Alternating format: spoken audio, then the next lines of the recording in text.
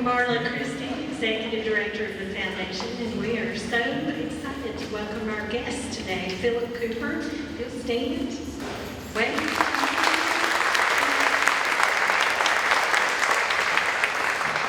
I introduce him, I want you to think about one thing for me. What is your superpower? You have to name one thing. What's your superpower? Because everybody has one. What would that be? If you're in this gym, you wear your capes every day. You're changing lives, whether you're an employee or a student. You're working, you're going to school, some of you might be raising families, and then life happens, right? So if you're staying the course, you're changing lives every day, and that's huge. And I'm going to tell you, this man's superpower is helping others change their lives. And he speaks from experience. He has such a passion. He's so passionate, guys, about what he does. So a couple of us had the opportunity to hear him over the summer, and immediately we were like, we got to have him to Caldwell. He's got to come talk to y'all, because he's just fired up about everything he does. And so Change Agent Cooper, if you would come on up with me, I'm going to read just a few of his accomplishments. This is a short list. If you follow him on social media, I mean, we wouldn't have time today to talk about all this man does.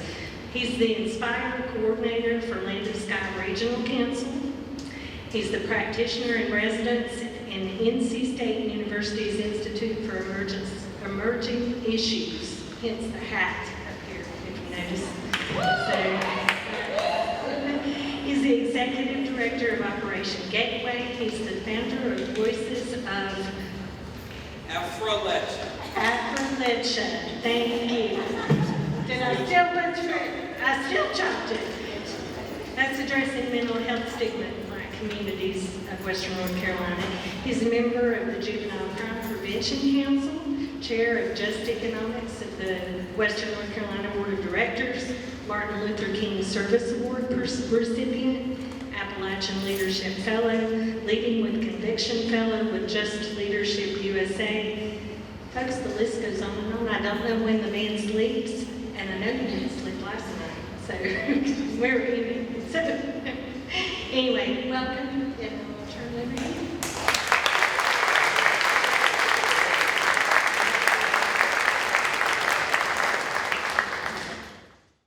Grateful to be here, and grateful that God got me through everything that I put myself in. And I like to say I put myself through some stuff myself, because sometimes the greatest enemy that you can have, and some of y'all already know this, can be who? Yourself, right? So grateful that God rescued me from myself. Grateful to be invited here. Marla, I appreciate it. I was speaking at my employer, Land of Sky Regional Council, which is a council of government. I work there.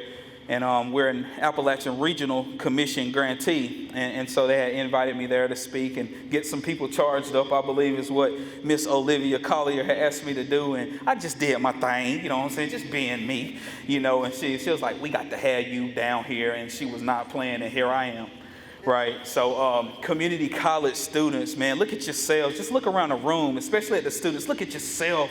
Just so focused right now. What's your age? What is it, 18 to 24? Maybe in your 30s somewhere. Just when I think about it, I can think of your age and remember me just now speaking at Foothills Correctional Institution, right? With the gangbangers, 18 to 24-year-olds. They were not wearing orange jerseys though. They weren't repping their school colors. They were wearing brown uniforms. And I'm going to give y'all the business the same way that I gave them the business. And I did say business. I didn't say business. I said business. Repeat after me. Say business. Say business. What's up, Caldwell County? Praise God. Yeah, that part. So we up in here, and community college students I'm passionate about because the community college saved my life.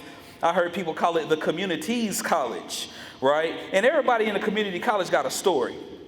I'll tell you that right now, whether you're a student that left the university and said to yourself, you know what, I'm going to go to the community college first, you got a story. Whether it's the student who went to the community college first because someone in your family recommended that you go there first to save a little bit of money, get your general education, that person who gave you that advice, guess what? They had a story. Me, myself, I talk a lot about the community college because what I'm seeing in the workforce development space is there are some high demand trainings right now that pay better than 4-year degrees. Did y'all know that?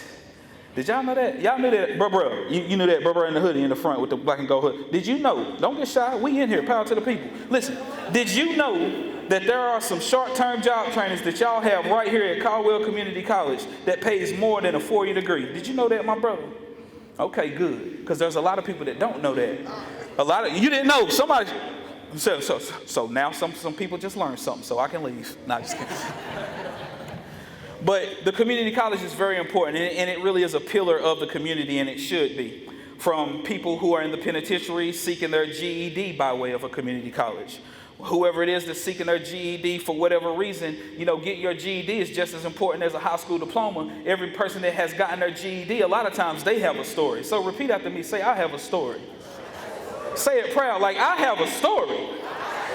Be proud of your story, because as you sit here in this gymnasium, there are other places that you could be. But look at you sitting in here with me to be inspired, to be motivated, or just to see, what is this man talking about? Because they got these flyers all over the school. I want to see if he about what he talking, right? And so the community college definitely played a major role in my success, y'all. When I was in school, so I used to go to Sweetwater Elementary School. So some of y'all might be familiar with Hickory, North Carolina. Now, I was born in Rutherford County, so I'm a country boy. Most of my family live in Cleveland County, Lundale, Polkville, Shelby. They call it Shelltown. We like Livermush. Where my Livermush lovers at? See, when I speak in the city parts of the state, they always like, yeah, Livermush. I don't eat no liver. You know what I'm saying? I like when I'm with my country folk. What y'all know about chitlins? Anybody want my chitlins? Anybody chitlins? No chitlins? Got a couple chitlins? Okay, we got some chitlins. Anybody put the hog mog in your greens? Anybody with the hog mog? Hog mog in the greens. We got hog mog in the green. Okay, let's go. What about fatback? Fatback with everything. Let's go fatback. Okay, I'm home now, baby. I'm home now. So, my family is from that part of the state, rural North Carolina. I'm an only child. My dad's a Vietnam veteran. A lot of people that went to Vietnam, they had some situations that led to some mental health conditions. Many of you might have family members who had some struggles when they went to Vietnam. My dad, when he came back, he had some struggles. And I'm an only child. My mom and my dad, when they split up, I didn't know if it was because of me. I didn't know really what it was about, but whenever they split up, it did something to me.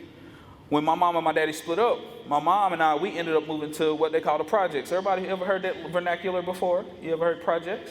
Public housing, right? When we moved to the projects, it did something to me because I realized that we was in poverty at that time. It was at that time that I realized we was in poverty. See, some of y'all in here know what an EBT card is. Back then, it wasn't an EBT card. There were actually stamps that you would pull out of a book, like Monopoly money. Y'all see, picture your food stamps looking like Monopoly money. But I realized I was in poverty. I remember when I would go in the store and I might have those food coupons, and I'd go in the store, I would realize that I was in poverty. I remember going to school getting free lunch. Some of y'all got free lunch when you was in school. I knew that it was something different between my family and the rest of the folks. I played basketball. You know what I'm saying? So the only time I would experience families that wasn't in poverty was when I would stay the night with some of my friends. Some of y'all might can relate to that. But living in the hood, when I realized I was in poverty, at that point in time, my mindset started to shift. And this is why I'm so glad. That's why I wanted a picture with my sister. Everybody give her a hand for the work that she does. Minority male mentoring. Yeah. It's a big deal. It's a big deal. It's a big deal because the minority population is overrepresented in the prisons. So what you're doing is a big deal. When I was in the hood, what we call it, I realized that we was in poverty, and there was some people that was in the neighborhood that didn't look like they was in poverty though. Like they were dressed really nice. Back then we had baggy jeans. I wear skinnies now. I'm going with the trends. But back then we wore baggy jeans with the Timberland boots, Air Force Ones, big T-shirts, long chain. Some people drive them cars when the Cadillac stop. Guess what the rims keep doing? They keep spinning. You know what I'm saying? I'm looking at these guys, man. They was like feared. It was like they had the power, right?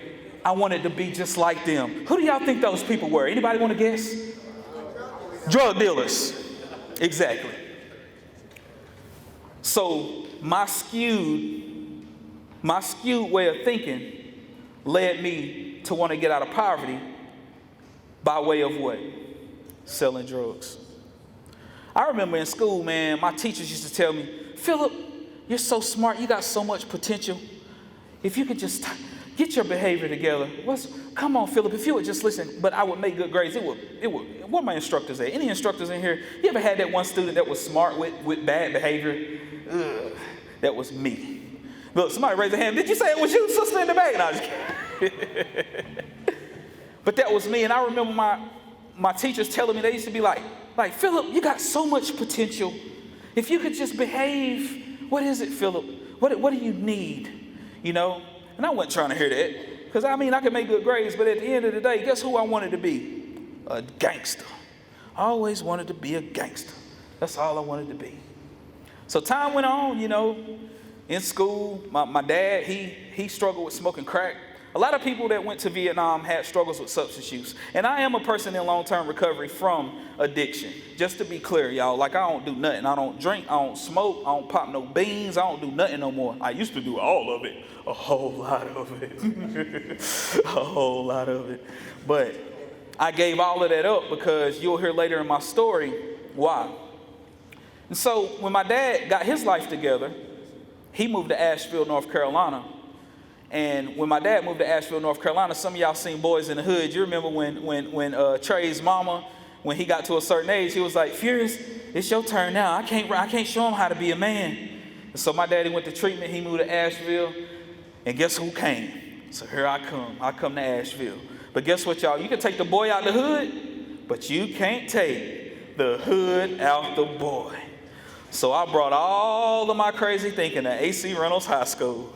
Here I am, a blank page. Some of y'all may have had a blank page before. Maybe you went to a new school. Maybe this ain't even the area you're from. Maybe you came here to play sports, but when you move to a new area, you have a blank page. You get to meet new people. You get to start all over again. For me, I came in with the wrong mindset because I wanted to please people. I've always just wanted to fit in. Like all my life, one of the biggest issues that I have is wanting to fit in.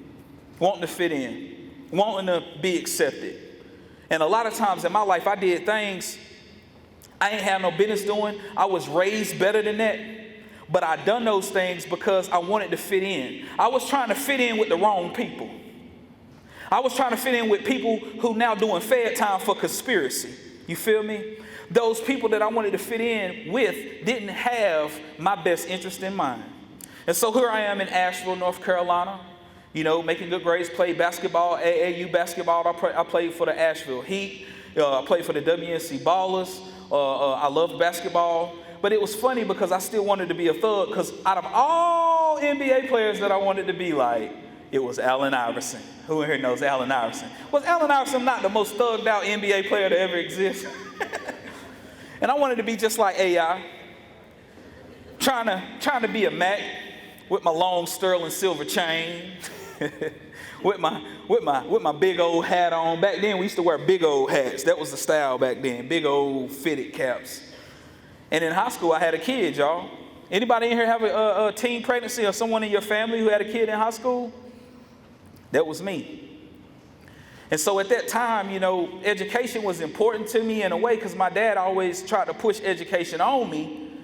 But I wasn't really ready to fully invest into my dream. I didn't really have a dream. I was still chasing a nightmare. And so at the time, whenever the child was born, I was ripping and running the streets and I ended up going to treatment because I started using hard drugs. I'll tell y'all, man, like they say it on South Park, drugs are bad, okay? Drugs are bad, very bad. Don't do it. If you're not doing it already, you don't have to. My brothers, you don't have to do no dope. My sister's in the back, softball team. Girl, if he geeking on something and he acting weird, run. He means you no good, sister. But for me, when I got addicted, I ended up going to treatment at a young age, being in and out of jail at a young age. That's why I'm on the Juvenile Crime Prevention Council to this day. Because I knew what it was like to be in the system at an early age. And I wanted to go to NC State. even at the time, you know, my dad being 100% disabled veteran, some of y'all that's familiar with VA benefits, me being a dependent, y'all was getting a fat check. Can y'all picture getting hundreds of dollars just for having a full caseload of school? And you could have a job and you could go to school. I had all of these things going for me. I was wanting to go to NC State. My girlfriend at the time, she went to NC State. She got her degree, but I was wanting to go to NC State at the time. And I remember when I started catching charges, that was no longer an option. That was no longer an option. So I was in the streets, had a kid. I got out of jail one time, and I told myself I was going to go back to college. At this time, I go to AB Tech Community College where I enroll in the human services program. I love human services. Some of y'all might be human services students. You know, human services students, you're change agents. Trust me. You'll see that in Intro to Human Services, right? And when I went back to school, you know, I didn't have mentors. One of the things that I was missing was having a mentor, having someone who could show me the ropes. Because, see, I'm a first-generation college student. So when I went back to school, I didn't have nobody showing me how to navigate these things. You feel me? Though my dad had a fat check that I could get because he was a veteran, I didn't know how to navigate going to school. And going back to school can be a cumbersome process. You know, the enrollment process, keeping the motivation up. You know, knowing how and what to schedule on your course load. Because how many of y'all would be ready to jump and take? Let me see. Let me put a little schedule together. See if y'all like this. How about microbiology?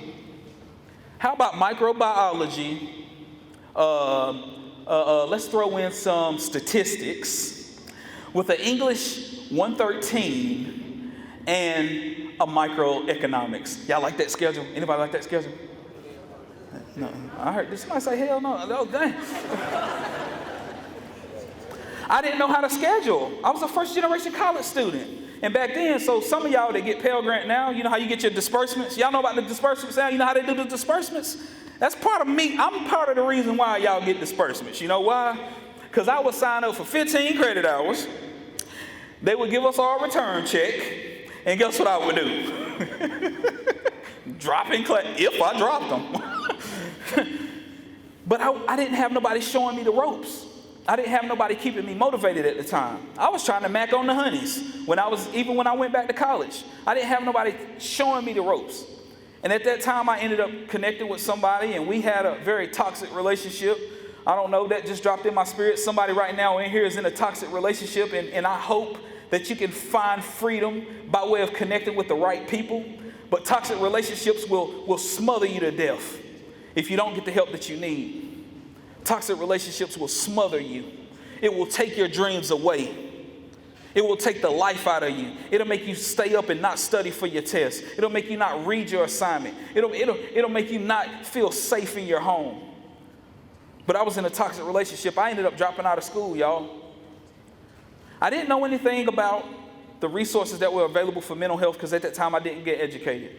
My hope for you as community college students is that you at least be familiar with the mental health resources that are available to you at Caldwell Community College. By show of hands, how many people are familiar with your support services resources in here? Raise your hand proudly if you are. This ain't the time to be shy. If you're familiar with the mental health resources at your school, if you're not familiar with the mental health resources at your school, I hope that you get familiar with them. Because you might have a friend that needs those mental health resources. Even if you are super strong, you might have a friend that needs those resources. And you might be the only change agent that they have to point you to that resource. People dying from overdoses these days. People are suffering in silence these days. So you could be that person that points them to that resource. I didn't know those resources, so I self-medicated. Self-medicated myself all the way back to the penitentiary. But the prison saved my life, ladies and gentlemen. Prison saved this one's life. Because I was using the drugs, trying to sell the drugs. And there was a rapper by the name of Notorious B.I.G. But who knows Notorious B.I.G. in the room? Hey, we got some Biggie fans. Okay, Biggie or Tupac. What's up? What you got? Yep. Oh, God. Here we go. There we go. They ready now. Now I know who I'm talking to. But there was a rule that the Notorious B.I.G. had. He said, never get high on your own supply. I broke that rule. I was high all the time and I was dangerous. That's why I tell y'all don't do drugs. See, people thought that I was some hard body villain, whatever. But the reality of it is I was very, very high on very hard drugs.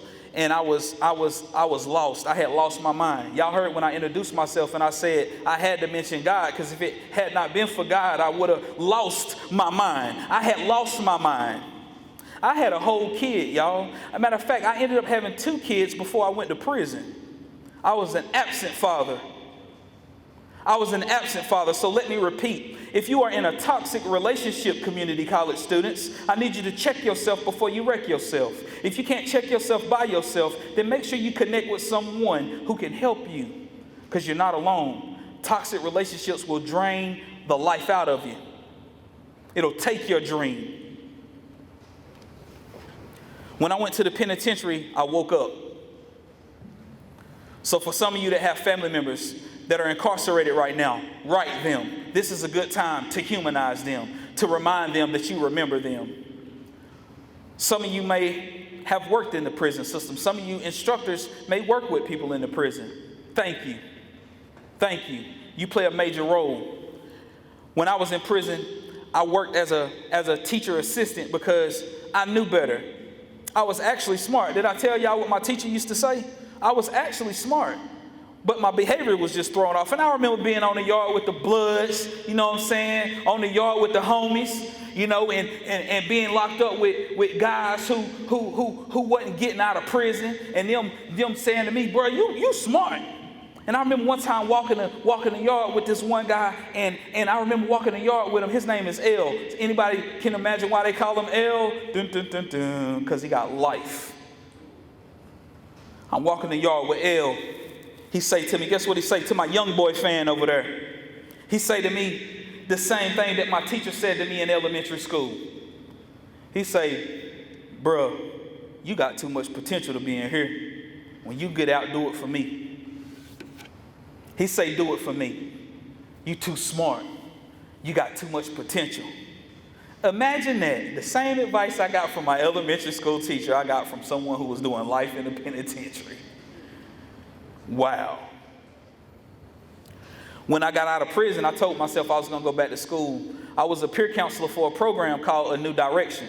So this is a program about criminogenics. Some of y'all human services students might be familiar with cognitive behavioral programs. That was the type of program that was. And so I worked in the prison as a peer counselor. So I was working with young guys that was getting out of Polk Houston. Y'all familiar with Polk? You ever heard of Polk Houston? They call it gladiator school. So I was working with these guys that was coming out of prison, and I'm incarcerated too. And I'm working with them. Many of them had 5th grade reading levels. Dangerous. 20 years. Can y'all picture doing 20 years? 20 years in prison, being in there at 20, 21 years old, you ain't getting out until your 40s. And as I'm working with them, my heart's breaking for them.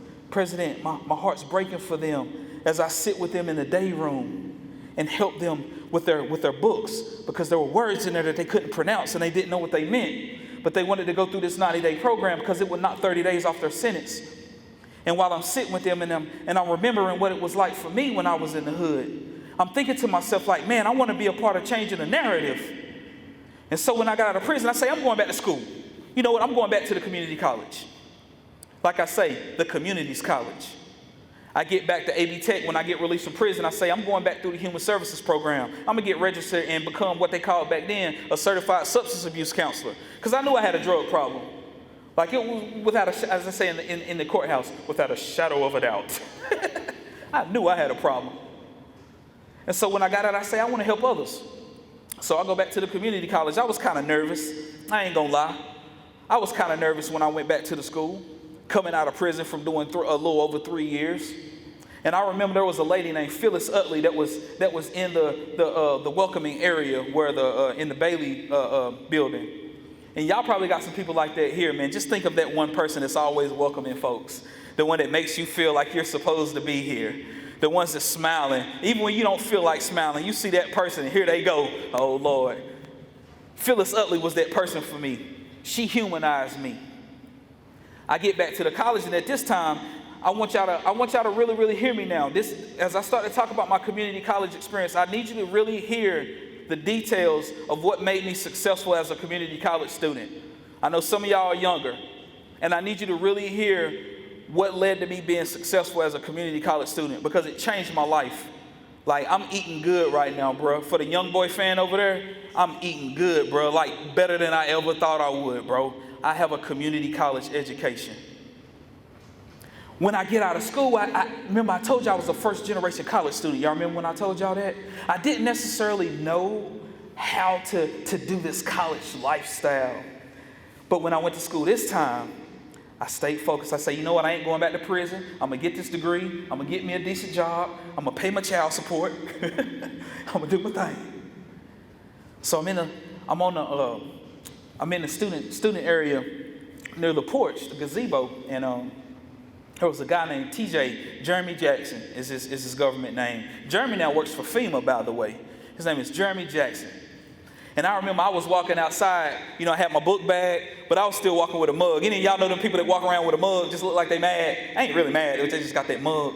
So that was me, because I had come off the yard, you know what I'm saying? I just got out of prison not too long ago, so I'm walking with my book bag, and, you know, I'm focused. I wasn't really mad, but I just had this, that's the way you got to be in prison. Like, anybody in here ever did time? No? Great, you don't ever have to. But I had this look, and I remember him saying, "Peace, brother, what's up? I'm TJ. I was like, "What's up, bro?"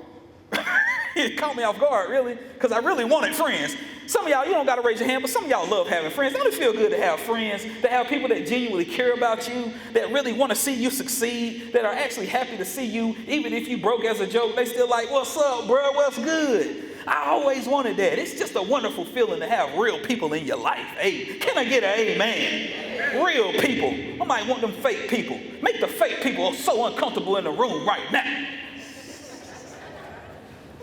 So I'm at AB Tech Community College, and I meet this guy named TJ. He say, "Hey, man, we got this little group of us, man. It's a group of brothers. We just get together, man. We have food and pizza and just talk about our grades and different activities. We do community service, and there's people who can help you get a job. I learned how to tie a tie in there. You know, woo, woo, woo." I'm like, yeah, cool. I'll come check it out. Guess what it was called? The Minority Male Mentoring Program.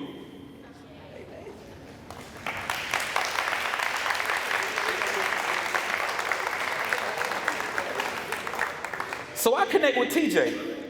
Now remember I told y'all I was going to go to NC State in the past. I was going to go to NC State. I had all kind of money going for me. I had United Negro College Fund going for me. I had NAACP going for me. I had my daddy being a 100% disabled veteran going for me. I had other financial aid from the community because I was in the public housing. They had this one scholarship for kids that were going to college. So I had all kind of money that would have led me to going to NC State if I would have acted right, but I didn't act right. You know what I'm saying?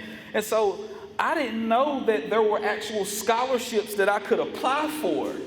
I thought that I couldn't get scholarships because I had a felony. I thought that the felony eliminated every chance that I could have.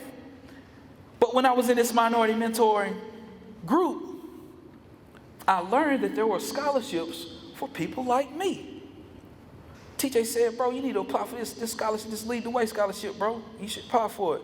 I say, "Man, I ain't gonna get no scholarship, man. I can't get no scholarship." Man, I got my first scholarship. And I'll never forget, like, whenever they sent me the email. Anybody ever got a scholarship before? Anybody raise your hand if you proud to have gotten that scholarship. You was proud when you got the money. All right. Dang, ain't none of y'all got no. Oh, I was about to say, how did it feel when you, give me one word to describe how you felt when you opened that email that told you, "Congratulations, you've been awarded a scholarship." One word. Ecstatic. My man, SAT word. Ecstatic. Let's go. Let's go with your Concords. I see you, bro. So listen. So when I read that email, it's like, oh my God, these people believe in me. These people finna give me some money. And I needed it. I had 2 kids already. I was going to school. I had just got out of prison. I knew I didn't want to go back to prison, President, but I didn't know exactly what I was going to do. I knew I was going to get this degree and get a good job, because that's what I was told. Go to college, get a job. When I got that scholarship, it done something for me. It also put me in a new network of people. When I was sitting at the scholarship luncheon, a guy named Rock Doddridge, Google him if you want to. Dr. Rock is what they called him. He's a sociology guy. Y'all know them sociology people always be cool. Is it the same way down here too? Like sociology people are always super cool? Is that a thing, sociology? Look, somebody turn around looking at somebody now. It's a thing. Okay. I figured so, because every time I meet a sociology instructor or whatever, they're always like super cool. Tatted in there. You ain't got no tattoos. Yep. No.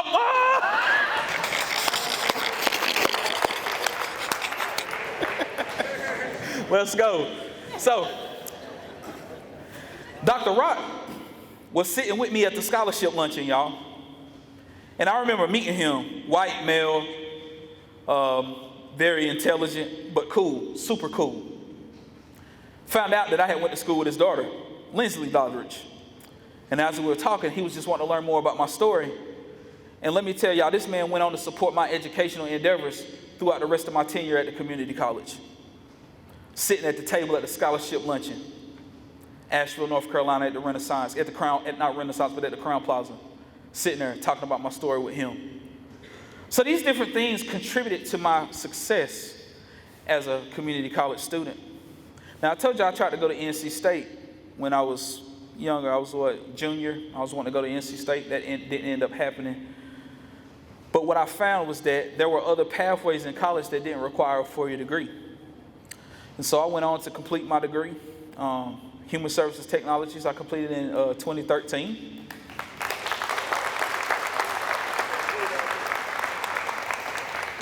And when I had completed, I kind of didn't want to walk the stage because there was a part of me that was feeling like, and this is what the enemy does. There's always going to be something on the inside of you to tell you you're not good enough. There's something that wants to wrestle you into and suffocate you of your dreams, that wants to tell you you're not good enough. But I bind that up.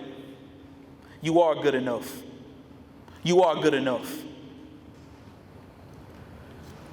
One of the people that was in the minority group with me told me, bro, you gonna walk that stage. I don't know what you thinking about, bro. What's wrong with you?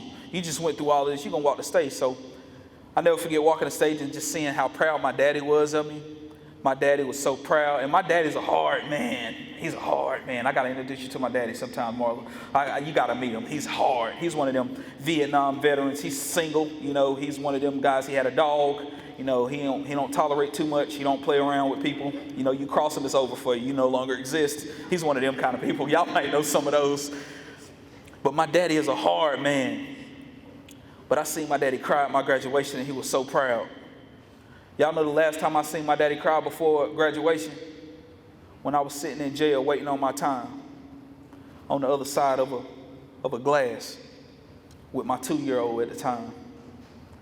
And just seeing my daddy and how proud he was, it did something for me. It did something for my self-esteem to be able to make those people proud who I had hurt the most.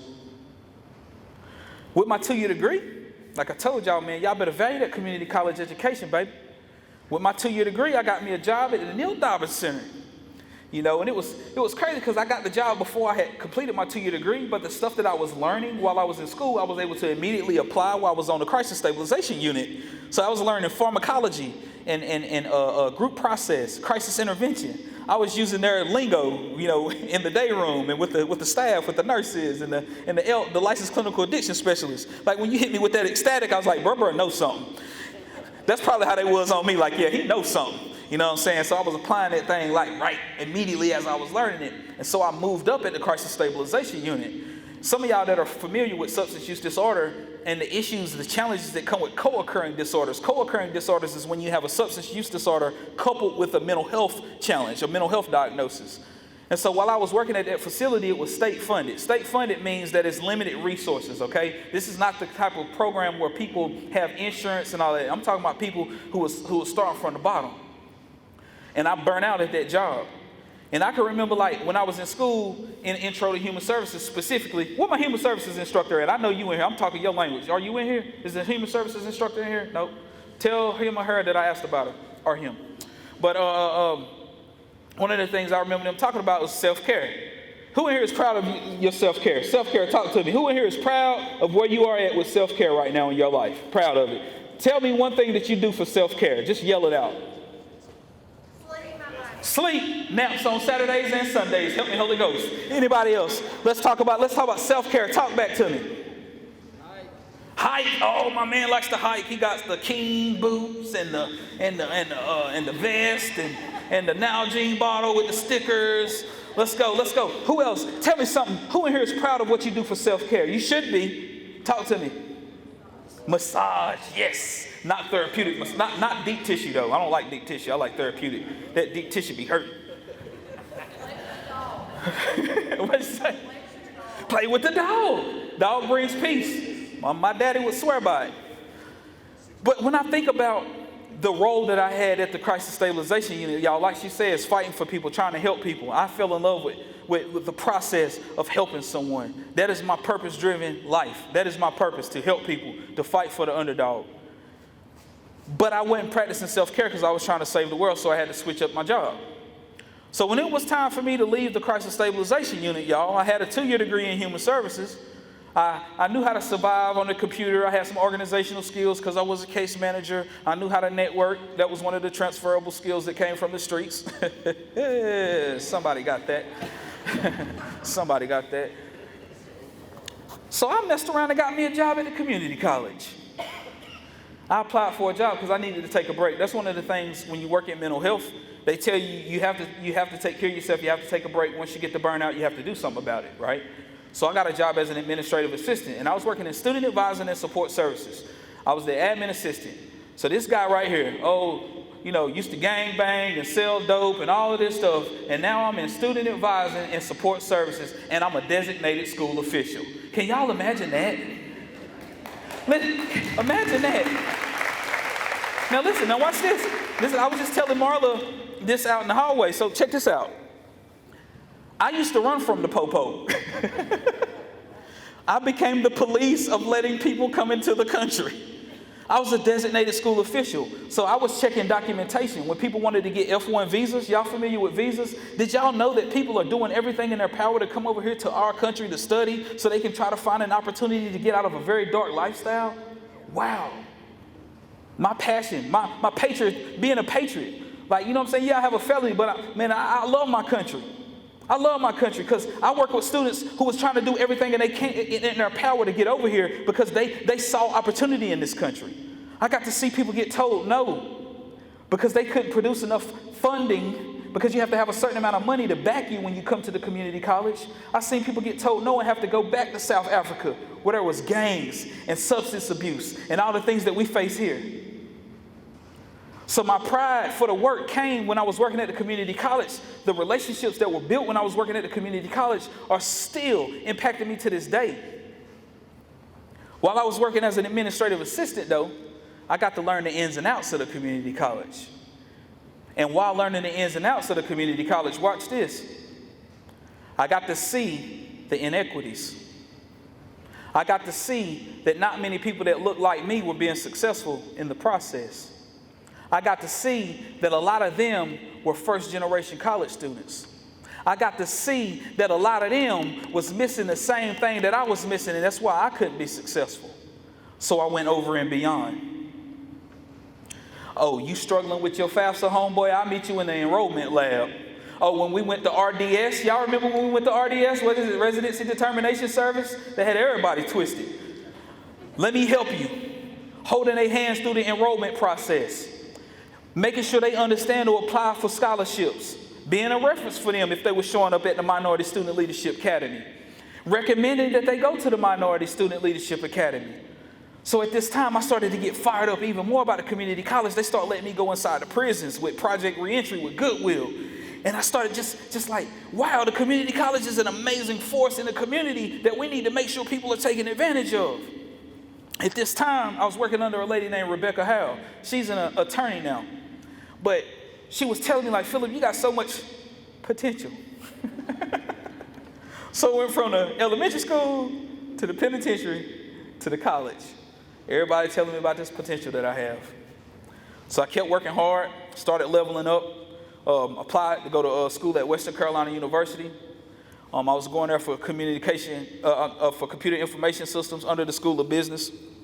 And while I was in school at Western, I was killing the game, y'all, because it's amazing what you can do when you apply yourself. Like, did y'all know that you can get way more homework done in the library than you can when you're at home with all of your friends or with all of your family? Where's my library people at? Wave your hands like this. Hey, if you're the library person, wave your hand from the side to side. Hey, yeah. Mix it with a little old, pumpkin spice latte with an extra shot. No whip. And hit that library up and get all kind of work done. It's crazy what you can do when you apply yourself, when you're strategic though, when you're strategic about applying yourself. And so when I was at Western, I didn't finish up there because my mom ended up dying from pancreatic cancer. And so I took a break from school.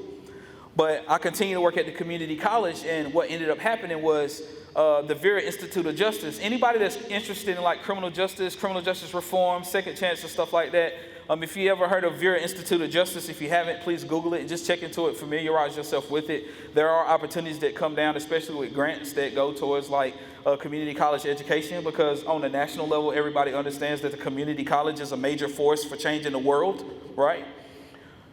Vera Institute of Justice got a grant, and they had this thing called Vera Pathways.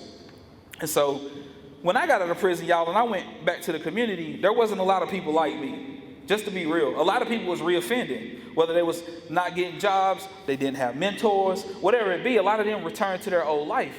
And so I was like the guy, and everybody in the community started knowing me. That's when the awards came. Them awards just started pouring out. And sometimes I'm kind of like taken aback whenever I want to talk about how many awards I got, because I'm popping right now. Like, I ain't gonna lie, y'all. I'm gonna embrace my poppingness right now. You know what I'm saying? Like, I'm popping right now. Like, really, Google me, bro. You feel me? Like, it's crazy what God has done through my life, right? It is crazy how God has used me as a vessel, right? How he has used my story to set other people's lives on fire. But when Vera Institute of Justice had funded this project, I was working as an administrative assistant at Student Services in the Bailey building. And so the guy, Dr. Rock Doddridge, who I told y'all about, that I was sitting at the table, who helped me get through my community college. Remember I told you he had a daughter named what? Lindsley Doddridge. Lindsley Doddridge was the career navigator for Vera Pathways. She knew my whole story. She was in the same home group with me. So when she had people that had got out of prison that was going back into the community college, who was on fire for change, that wanted to turn their life around, guess who she introduced them to? We messed around and built a community of people who had just got out of prison that was on fire at the community college, y'all. It's several of them that I'm still rocking with. One of them works with me right now. These people who was getting out of prison and relocating to a new area and taking a full-time course load, getting free housing as long as they had a full-time course load. And we built this community of returning citizens. The next thing you know, the world was changing right before my eyes. People were seeing me helping these formerly incarcerated people. They prepared a way for me. They had jobs for me to do work with people who was getting out of prison, and even working with justice-involved families. The next thing you know, this organization, this big economic development entity, everybody say entity. That's a serious word, ecstatically. Appalachian Regional Commission heard from me speaking at this place called Wilkesboro Community College one time. And I was just doing my thing. Like anybody that's heard me speak, I sound the same way everywhere I go, because I don't know how to be fake no more. I don't know how to wear a mask no more. All I know how to do is be me, because me trying to be everybody else led me into the drunk tank. It led me into the prison cell. It led me into mail call, count time, yard open. That's where it led me when I was trying to be everybody else. But I was being myself at Wilkesboro, talking about recovery, talking about God, talking about family, talking about community college. And the Appalachian Regional Commission messed around and provided a way for me to run a program that's an 11-county program helping people who are getting out of treatment and out of prison who are going back to work. It's called Inspire Recovery to Careers.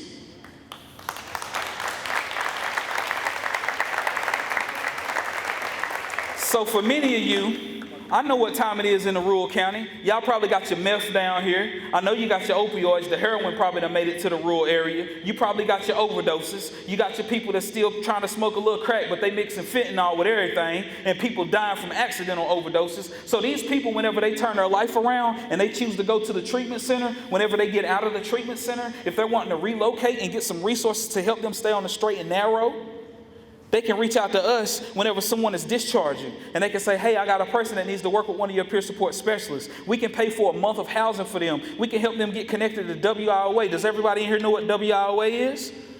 WIOA, are y'all familiar? It's all good. Let me teach you something, bruh. So WIOA is a whole nother resource that can support a person in the workforce development space. They have money for on-the-job training contracts when you go to the workforce board. Yes, sir. That means that 75% of a salary can be paid for by them to the employer, and then that benefits the employer. That's pretty dope, ain't it? Did y'all know that? I bet you did, because WIOA is popping. But a lot of times people that look like me hadn't accessed that resource because they didn't have enough people like her in the community to let people know about these resources. But now I get to be in the room and tell people that we need to invest in more people like her so we can make sure we can have a stronger bridge to make sure people like you know what WIOA is. We got a company called Pratt & Whitney right now in Asheville. Y'all ever heard of Pratt & Whitney? You ever heard of Pratt & Whitney? Guess what? I got 2 people that's about to get sent off to New York and get trained for 6 months. They're going to get paid while they get trained. They get a stipend for their family. And when they get back, they're going to be making 45, 50 coming back to Asheville. That's what happens whenever you go in a room and you be yourself and you represent the people. And that's what I'm going to do until I'm in the grave. See, God saved me from some very dark spaces, and I could have been more detailed about some of the darkness that I came from, but I don't got to give y'all that. Y'all probably know enough about what I could have went through by way of what you seen on TV or what you heard on a young boy song. But I'm going to tell you something right now. Nobody has to go back to prison. Nobody has to stay stuck in substance use disorder. There are so many resources available right now. All you got to do is ask for help. You got to know where to get the help. And earlier when I asked y'all to raise your hands, and I was like, do you know what the mental health resources are at your community college? That's why. You ain't got to know everything, homie. But you need to know somebody that knows something about somebody. And them people will get you connected. My name is Change Agent Cooper. The lingo change agent came from when I was in the Intro to Human Services class. That was when I first heard change agent. Many people ask me, what is a change agent? I'd be selling shirts and giving shirts away and speaking nationally and everything. And people have asked me, what is a change agent? One of the videos I done about being a change agent got heard on LinkedIn. A lady named Sarah Langer Hall reached out to me. She said, my name is Sarah. I'm with NC State's Institute for Emerging Issues. I said, hey, Sarah, what's up, Sarah? Good to hear from you. She said, man, I love your videos, Change Agent Cooper. I said, oh, that's pretty cool. Thank you. You should subscribe to my YouTube channel I just started. She said, oh, yeah, I've been watching all of your videos. I was wondering, watch this. How would you feel about working for NC State? I said, what? So what'd you say? She said, yeah, we have this Institute for Emerging Issues, and we have the Talent First Economics Task Force. And from what I hear about you and heard your name from other people across the state, this would be something that you would do a great job at, considering the work you've done at the community college and the work you've done in the community. We would love to have you. So I wasn't able to go to school at NC State, but by God, I get paid by them.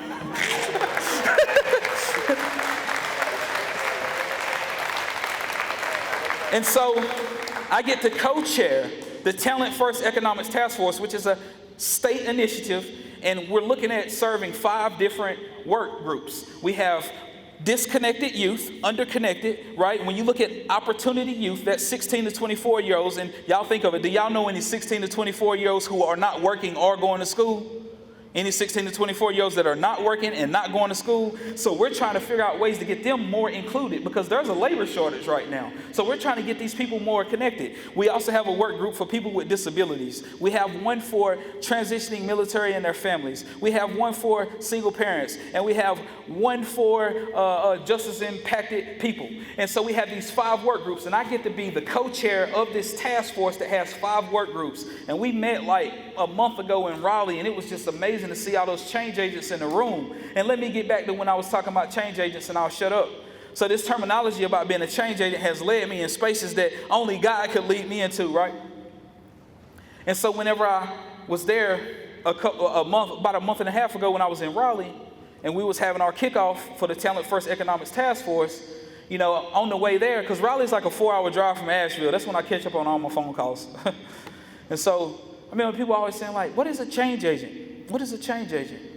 And so right when I was speaking at the Talent First Economics Task Force kickoff, it was like God dropped something in my spirit. I've always been one to fight for the underdogs. Anybody like that? You the kind of person that fight for the underdogs, stand up to bullies? Y'all do know this is like National Bullying Prevention Month. Did y'all know that? Well, I never liked bullies anyway, right? And so one of the things I knew is I stand up for the underdog, fight for the underdogs. So while I was talking at the Talent First Economics kickoff, I was reflecting on a time when I was speaking at the Veteran Services of the Carolinas. They had a conference that I spoke at about leading with equity in mind. The word equity can get watered down, though. More and more people are using the word equity these days. Some of y'all professionals, have y'all been hearing all the equity? Everybody's talking about equity all of a sudden, DEI, and all of a sudden everybody, equity. You know what I'm saying? And so when I was speaking, I was wanting to normalize the word equity and say, fighting for equity is simply fighting for the underdogs.